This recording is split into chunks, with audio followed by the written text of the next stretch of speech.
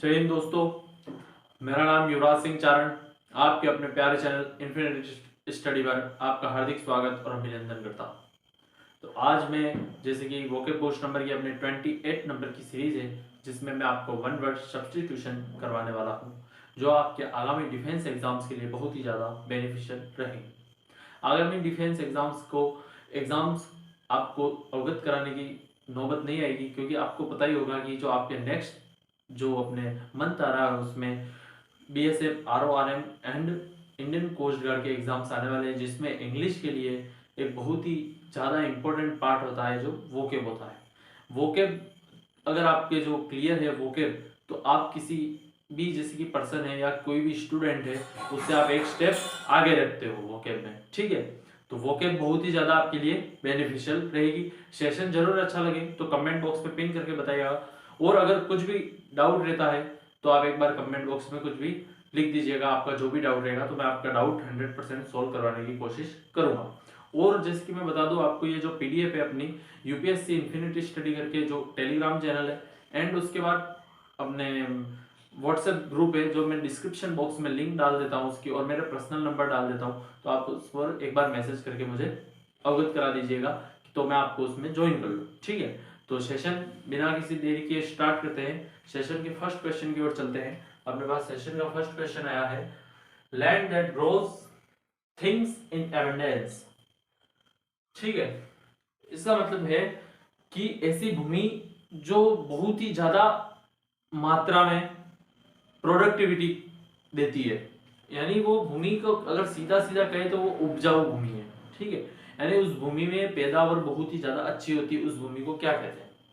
ठीक है, उसको कहते हैं फर्टाइल लैंड। ठीक है, फर्टाइल लैंड होता है उपजाऊ भूमि, प्रोडक्टिव भी होता है, फ्रूटफुल भी होता है। वो सारे इसके सिनोनिम्स हो जाएंगे। जो मैंने सिनोनिम्स की क्लासेस है उसमें सारे करवा रखे, आपके कुछ भी वर्ड मैंने छुटवा यार नहीं है। ठीक है, फर्स्ट क्वेश्चन हो गया अपना, land that grows things in abundance is fertile.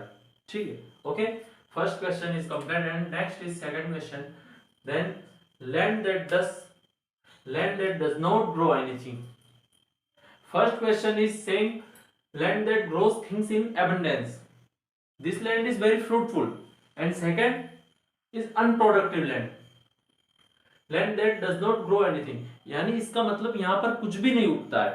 ठीक है, जैसे कि अपन रेगिस्तान ले ले, जो अपना डेजर्ट वाला एरिया वो ले ले। डेजर्ट में बहुत ही कम, यानी डेजर्ट वाली जो भूमि है उसको अपन अनप्रोडक्टिव ही कह सकते हैं, उसको अपन बैरन लैंड ही कह सकते हैं एक तरीके से। जैसे कि अपने राजस्थान में कौन सा पड़ता है? वेस्टर्न साइड में थार पड़ता है। ठीक है, वैसे जो सारे भी रेगिस्तान है वो कॉन्टिनेंट्स के लेफ्ट अपने वेस्टर्न साइड में ही देखे जाते हैं। उसका भी एक रीजन है, क्योंकि जो पवनें चलती है, जो अपने जिसको विंड्स कहेंगे, जो विंड्स चलती है वो कैसे चलती है?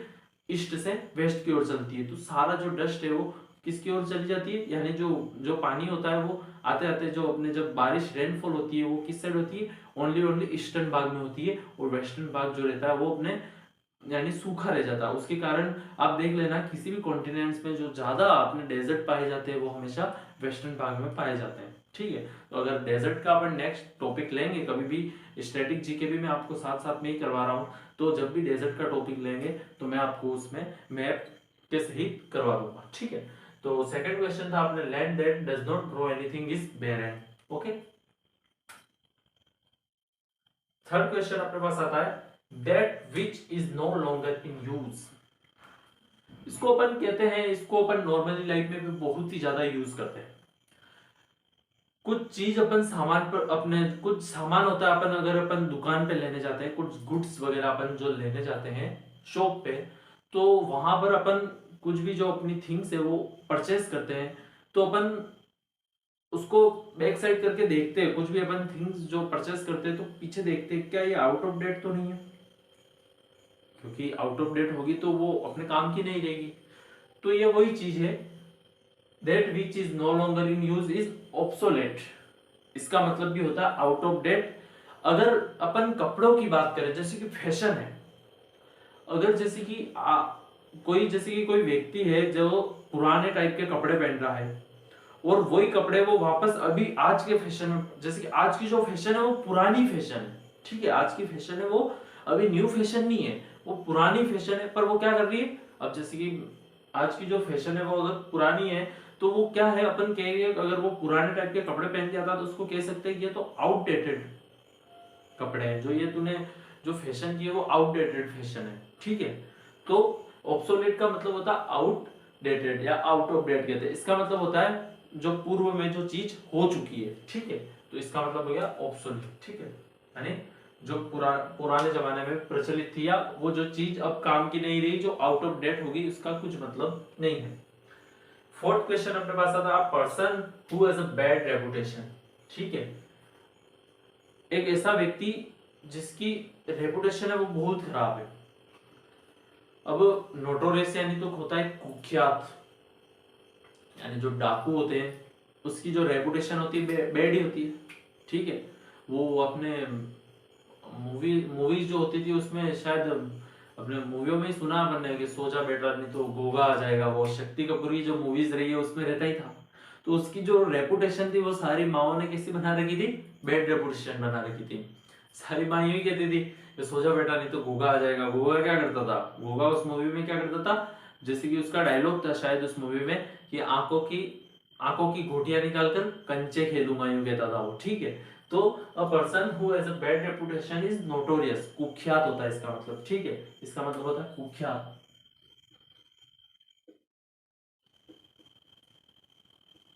ठीक है। फर्स्ट क्वेश्चन था अपने पास फर्टाइल, अंडरलाइन करूंगा तो आपको मेरे हिसाब से क्लियर दिखेगा, ठीक है। फोर्थ क्वेश्चन हो गया person who has a bad reputation is notorious. Next question की ओर चलते हैं, a follower of a religious teacher, ठीक है। किसी धार्मिक गुरु का चेला होना उसे क्या कहते हैं। जैसे कि मैं आपको बता दूं कि मोहम्मद घोरी के जो तराइन का जो सेकंड वॉर हुआ था आपने 1192 में 1192 में, तो अपन जैसे कि मैं बता दूं उसमें उनके साथ आया था ख्वाजा मोइनुद्दीन चिश्ती, ठीक है। फिर ख्वाजा मोइनुद्दीन चिश्ती का जो चेला था, और इंग्लिश में कहे तो डिसिपल, इसका मतलब होता है शिष्य। कौन था उसका शिष्य, उसका शिष्य था बख्तियार काकी, जिसकी याद में कुतुबुद्दीन ऐबक ने कुतुब मीनार का निर्माण करवाना शुरू किया, पूरा नहीं किया, शुरू किया। पूरा कौन करता है उसको, इल्तुतमिश करता है। उसके बाद भी कुतुब मीनार की बहुत ही ज्यादा स्टोरी है। बाद में जाके कुतुब मीनार में क्या हुआ कि एक बार तो भूकंप आ जाता है, फिर उसके बाद उसको बनाता है फिरोज शाह तुगलक, बनाता है उसको वापस। उसके बाद अपने मुगल काल में क्या होता है कि जैसे कि तब उसकी दो बिल्डिंग वापस गिर जाती है, उसके बाद गिराई जाती है उसकी जो हाइट है। उसके बाद मुगल काल में भी एक शासक है उसको जो वापस उसको बनवाता है, यानी उसको क्या करता है, वापस उसको सही करवाता है। तो a follower of a religious preacher, ठीक है, किसी धार्मिक गुरु का शिष्य, यानी इसका मतलब होता है डिसिपल, चेला, शिष्य। जैसे कि बता दिया मैंने ख्वाजा मोइनुद्दीन चिश्ती आया था, तो उसका जो शिष्य था वो कौन था, बख्तियार काकी था। ऐसे ही फिर आगे आगे शिष्य बनते गए। तो डिसिपल का मतलब होता है चेला या किसी का शिष्य होना, चेला या शिष्य होना, ठीक है। 5 क्वेश्चन हो गया अपने पास। 6 क्वेश्चन की ओर आते हैं अपन, a diplomatic representative in another country. एक ऐसा व्यक्ति, डिप्लोमेटिक, जो विवादास्पद जो चीजें होती है, ठीक है, डिप्लोमेटिक रीजन होते हैं बहुत सारे। तो जैसे कि अपने कुछ विवाद जैसे कि दूसरे देशों के साथ चल रहे होते हैं, या अपने मैत्री देश भी होते हैं, अपने जो फ्रेंडली देश भी होते हैं, कोर्डियल कंट्री जो अपनी जो होती है, तो अगर उनके साथ कुछ भी डिस्कशन के लिए अपन जैसे कि बात करनी होती है, तो उनके अपने जैसे कि क्या बना होता है, दूतावास बना होता है दूसरे देशों में, इंडियन एम्बेसी होती है, ठीक है। आपने मूवीज में भी देखी होगी, जैसे बहुत मूवियाँ होती है उसमें बताया जाता है कि जो इंडियन एम्बेसी होती है वहां पर उनकी उनके अंदर कौन बैठता है, एम्बेसडर बैठता है। एम्बेसडर का मतलब होता है राजदूत, ठीक है। और आपने देखा होगा कि बहुत सारी जो ब्रांड होती है उनके भी एम्बेसडर बनाए जाते हैं, उसको भी क्या कहते हैं, राजदूत कहते हैं। उसका मतलब भी वही होता है, यानी वो क्या करते हैं, अपने वहां पर अपने देश की तरफ से वो नेतृत्व कर रहे हैं अपना, ठीक है। तो ये हो गया diplomatic representative in another country, दूसरे देश में, ठीक है, उसको कहते हैं अम्बेसडर, यानी होता है राजदूत, ठीक। 7 क्वेश्चन अपने पास आया, अ person who believes anything easily. एक ऐसा व्यक्ति जो किस में बिलीव करता है, यानी एक अ person who believes anything easily, एक ऐसा व्यक्ति जो किसी भी चीज पर आराम से विश्वास कर सकता है। जैसे कि अब मैं बताऊं आपको, इसमें भी हिस्ट्री घुसा सकते हैं अपन, कि जो अलाउद्दीन खिलजी था, उसका जो चाचा था जलाउद्दीन खिलजी, जिसने खिलजी वंश की स्थापना की। तो अलाउद्दीन खिलजी क्या होता है कि उसको यानी साउथ वाली जो अपने साउथ वाला जो एरिया है उसको उसकी कमान दी हुई थी। तो उसको चाहिए थी यानी दिल्ली सल्तनत की गद्दी। अब वो क्या खबर पहुंचवाता है, उसके जो दूत होते हैं जो किसके, जलाउद्दीन खिलजी के, उसके साथ वो क्या पहुंचवाता है, खबर पहुंचवाता है कि अलाउद्दीन खिलजी को कुछ नहीं चाहिए, वो तो छोड़ के भाग रहा साउथ की तरफ, उसको कुछ चाहिए ही नहीं, उसने सब छोड़ दिया, उसको नाराज करना है कुछ नहीं। ठीक है, उसने ऐसी खबर पहुंचा दी जलाउद्दीन खिलजी के पास। और वो कहाँ चला गया, वो चला गया अपने साउथ में जो देवगिरी है वहां के शासक के पास, 40 या अपने जो 100 से 150 बंदे लेकर चला गया वहां पर। और उसने वहां पर जाकर डेरा डाल दिया उसके जो किले के बाहर, देवगिरी के किले के बाहर, क्योंकि वहां पर बहुत ही ज्यादा सोना था गोल्ड। ठीक है, तो उसने अलाउद्दीन खिलजी ने वहां पर जाकर डेरा डाल दिया। और वहां पे जाके उस राजा को उसने कहा कि अभी तो 150 जना है, पीछे कम से कम 10 से 20 हजार सैनिक आ रहे हैं, तो बताओ क्या करना है। तो उसने हथियार डाल दिए और उसने सारा सोना अलाउद्दीन खिलजी को दे दिया। तो अलाउद्दीन खिलजी वहां से सोना लेकर निकला वापस कहाँ, दिल्ली की ओर। ठीक है, और चाचा को पता चला जलाउद्दीन खिलजी को कि यार ये तो बिना पूछे चला गया मुझे, और पूछा नहीं, जलाउद्दीन खिलजी को पूछा ही नहीं। तो जलाउद्दीन खिलजी उससे नाराज हो गया। तो अलाउद्दीन खिलजी ने यानी जलाउद्दीन खिलजी ने कहा कि तुम मेरे बिना परमिशन के कैसे गए, राजा तो मैं हूं, तुम तो एक कमान संभाल रहे हो उस राज्य की। तो फिर अलाउद्दीन खिलजी ने एक लेटर भिजवाया कि ये जो सोना है चाचा जान, कि मैं तो आपके लिए भी आपके लिए ही लेने गया था, किसी और के लिए तो लेने नहीं गया, अपने ही राजकोष में काम आएगा। तो जलाउद्दीन खिलजी ने सोचा चलो ठीक है, अपना ही है भतीजा तो लेके आ रहा है। फिर क्या हुआ, उसने कहा कि चाचा जान मैं बहुत ही यानी दुखी हूँ, ऐसे मेरे हो गया ना, आप एक बार मुझे अकेले में मिलो। अकेले में ले गया जलाउद्दीन खिलजी को बेचारे को, और वहां पर उसके जो 2 सैनिक थे उसने सटिया दिया। अलाउद्दीन खिलजी ने इशारा किया और जलाउद्दीन खिलजी को टपका दिया एकदम खतरनाक, पता भी नहीं चलने दिया किसको। तो जलाउद्दीन खिलजी कैसा व्यक्ति था, क्रेडुलस था। इसके पीछे स्टोरी सुनाने का ये मकसद था कि आपको याद हो जाए, आप जिंदगी में कभी भूलो नहीं। तो कैसा था वो, क्रेडुलस यानी सीधा साधा था। तो ही वो समझ गया बेचारा, उसने विश्वास कर लिया उसके भतीजे पर, यार अपना ही भतीजा है, कहाँ क्या कुछ कर लेगा। तो क्रेडुलस यानी हो गया सीधा साधा। ठीक है, ये हो गया सीधा साधा। A place where arms are kept. ठीक है, एक ऐसा स्थान जहां पर आर्म रखे जाते हैं, यानी हथियार रखे जाते हैं, आर्म्स। ठीक है, इसको कहते हैं आर्मरी, शस्त्रागार। क्या कहते हैं हिंदी में, शस्त्रागार। इसको कहते हैं हिंदी में शस्त्रागार। और जैसे कि अपने जो डीआरडीओ है वहां पर सारे हथियार बनाए जाते हैं। ठीक है, डीआरडीओ में वहां पर हथियार सारे बनाए जाते हैं। डीआरडीओ की फुल फॉर्म क्या है, आप एक बार कमेंट बॉक्स में जरूर बताइएगा डीआरडीओ की फुल फॉर्म क्या है। अगर आप नहीं बता पाते हो तो मैं आप मुझे कह देना, मैं आपको बता दूंगा कमेंट बॉक्स में आंसर कर। ठीक है, वो आपका होमवर्क है। जैसे कि मैंने जो परसों पढ़ा रहा था, मैंने तब भी आपको एक होमवर्क दिया था, उसका भी आंसर किसी ने दिया नहीं है। ठीक है, तो 1 नंबर का जो है, a place where arms are kept is armoury. 9 question की ओर आते हैं। A person who studies stars and other heavenly bodies.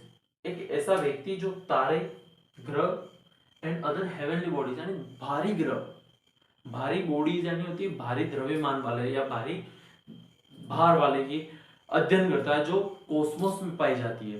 Cosmos यानी अंतरिक्ष में। ठीक है, उसको क्या कहते हैं, उस व्यक्ति को कहते हैं astronomer. That's means in Hindi is खगोल शास्त्री। ओके, तो a person who studies stars, planets and other heavenly bodies is astronomer, in Hindi खगोल शास्त्री। आराम से क्लियर हो गया, कोई दिक्कत वाली बात नहीं है। 10 नंबर का अपने पास आया, person who prepares and sell drugs. ठीक है, एक ऐसा व्यक्ति जो दवाइयों को बनाता है, जो ड्रग्स होते हैं ना, या इधर ड्रग्स यानी दवाई होता है। ठीक है, यानी ड्रग्स वो जो मूवीज में लेते हैं वो नहीं, मूवीज क्या रियल में भी लेते हैं बहुत सारे, बहुत लोग नशा करते हैं ड्रग्स, जो नहीं करना चाहिए। सब जगह लिखा आता है smoking is injurious to health, injurious के बहुत ही सारे सिनोनिम्स करवा रखे।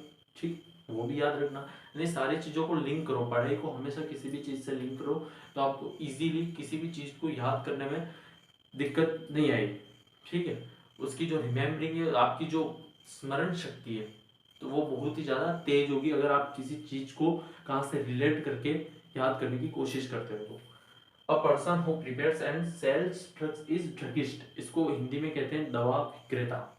दवा को जो बेचता है उसको कहते हैं। ठीक है, 10 नंबर का आपने हो गया। एक बार फास्ट आपका जो क्विक रिवीजन है मैं करवा देता हूँ। Land that grows things in abundance is fertile land, एक ऐसी भूमि जहाँ पर बहुत ही ज़्यादा प्रोडक्टिव फ्रूटफुल मात्रा में जो चीज़ें होती है वो उगाई जा सकती है, उसे कहते हैं fertile. Land that does not grow anything, एक ऐसी भूमि जहाँ पर कुछ नहीं उग सकता, उसे कहते हैं barren. And then third question अपने पास आया है, that which is no longer in use is obsolete, that means out of date, and other means is outdated, यानी पूर्व में जो चीजें प्रचलित थी उसको कहते हैं। Fourth question, a person who has a bad reputation is notorious, कुख्यात। गोगो, हमने जो गोगा था उसका एग्जांपल दे दिया था। A follower of a religious teacher is disciple, चेला शिष्य। अ diplomatic representative in another country is ambassador, और जो ये जहां पर बैठता है उसे क्या कहते हैं, उसे कहते हैं एम्बेसी। ठीक है, अ person who believes anything easily is credulous, Jalauddin Khilji, जो अलाउद्दीन खिलजी की बात को आराम से मान गया। और क्रेडुलस का एक नेक्स्ट अपने सिनोनिम से आप याद रखना, इसको कहते हैं गुलिबल। ठीक है, या गलिबल भी कहते हैं या गुलिबल भी कहते हैं। उसका मतलब होता है सीधा साधा, जो किसी की बात पे आसानी से विश्वास कर लेता है। GULLIBLE, गुलिबल यानी होता है सीधा साधा। ओके,